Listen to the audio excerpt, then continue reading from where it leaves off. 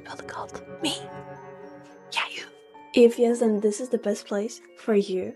If you are a creator, growth operator, producer, or you're building your own audience, building somebody else's audience, and you want to really build a cult-like following, so that when you say something, they do something. When you say, go buy that thing, they go buy that thing. By they, I mean followers, subscribers.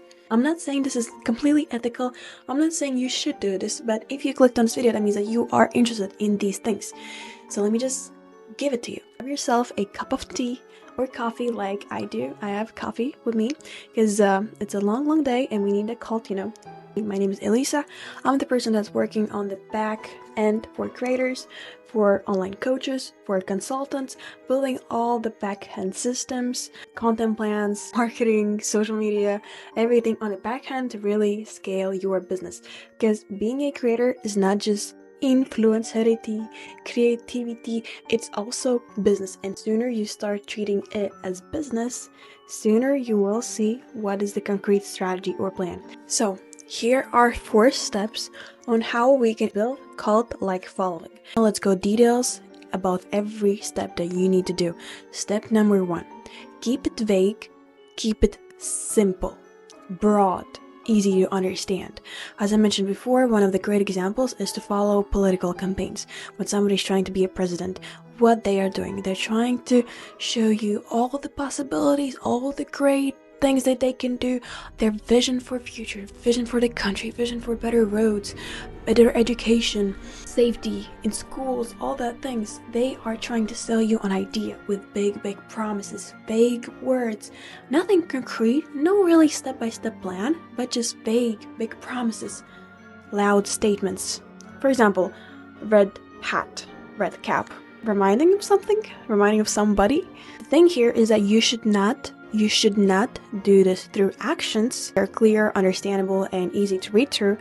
You need to do this through words, keeping it vague, talking, speaking, and presenting yourself as the person of the power, a high-value person, basically. Everything that you say online, either your reels, your YouTube content, your podcast, everything should be vague. And it should include 2 main elements.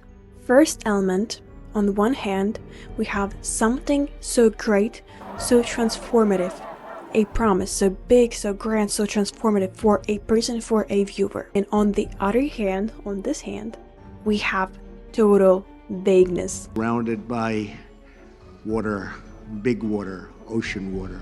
So big promises, big statements, big beliefs, with no real context, no real clarity, but vague. This combination of these 2 hands is going to create a bit of chaos in mind of your viewer. So what the mind is going to do in basic psychology, it's going to start trying to connect the dots. How it's going to connect the dots? It's going to connect the dots from something that they already know, so from something that is familiar to them. So they will make their own story. They will do the work for you. You just need to give them promise with vagueness, and they will be the ones connecting the dots. The really important thing here is that you cannot talk about old stuff, something that everybody already knows about. You need to talk about new shiny thing. You need to talk about something not really explored, something new, something fresh ideas, fresh thoughts, fresh perspectives. Everything should be fresh to really get the attention. So either that's a new business model, new way of earning money, new way of gaining audience, something fresh, something vague, something new and unheard of. The vagueness, the big promises, and also fiery enthusiasm in a combination will create a group of people you cannot even imagine would root for you, and that is only step 1. Recap of the step 1, keep it vague, keep it simple, big promises. Numero 2, emphasize the visual instead of intellectual, instead of thinking, instead of analytical. Once you gather people around you, once you have a group of people that already follow you, that already want to know more about what you do, 2 things are going to happen. Thing number 1, people will start to be skeptical, because more and more we have bigger audience, more skeptical the audience gets. Second thing is people may get bored. If you keep repeating same thing over and over again, it's not as interesting. Things are interesting when they're fresh, when they're new. not when they're repeated over and over and over and again, when nothing is changing, nothing is happening. And if you're just gonna keep blasting big promises with no structure, some people from the group will get skeptical. Of course, that's mother nature right there. That is dangerous. That is really dangerous for us, because if they do that, if they get either bored or skeptical, they will distance themselves from your content, and they will have a chance, a time to think about what is really happening here. What are you trying to do with this content? What are you trying to do with these promises? And you cannot really let them do that if we're talking about cult. So what you need to do, you really need to amuse the board with crazy new ideas, with even crazier things, with new promises, with more implementation, more strategies, more ideas, more visions coming to life. Put a smoke in front of their eyes. And how are you doing that? With putting on a picture perfect picture on how things should go, what is the perfect life. How you can do that by creating a persona of yourself online, that you are either super successful, super wealthy, super healthy, something is super duper level, either wealth, health, whatever you are communicating about. You need to fill the eyes of your viewers with spectacles, with luxury, with richness, with influential people, with value. What they value highly, you need to surround yourself with that. That's why maybe you see a lot of creators that rent cars, rent Lamborghinis for a day, for two, to film videos and sell them as courses, because that really blows our mind. Once we see that something is achieved that we really want, or we're striving for, or we ever looked up on or saw something we cannot really achieve, we really think that that person has everything figured out, and we already subconsciously believe them, or we want to know what they did, so we're hooked into that. So you need to build that picture that people want to look at, picture that people want to unravel and know more about. And this is great because it not only is gonna blur the mind of the people that maybe before were bored or skeptical, because now they're gonna be thinking about all the luxury that you have, but also it's naturally gonna attract more and more new followers, because as I mentioned before, everyone is curious on how did you achieve this level? How did you get to this level? That was step number 2. Visual instead of intellectual thinking analytics. That was step number 2. Now moving on to the step number 3. As I mentioned 1,000 times already today, I think, keep it vague and keep it simple. What does that mean? I think it's pretty self-explanatory. Just look at any political campaign. As I mentioned before, already 1,000 times. If your cult-like following is growing, there is a need to start categorizing it and organizing it accordingly. So what does that mean? Are not really questioning the authority that is standing behind everything. Organized correctly, nobody will even question you, besides maybe some skeptical people, if you give them reason to be skeptical. So you need to organize a structure of your cult, so you have people beside you and people below you, so those who you are communicating your ideas to, they don't even think about questioning.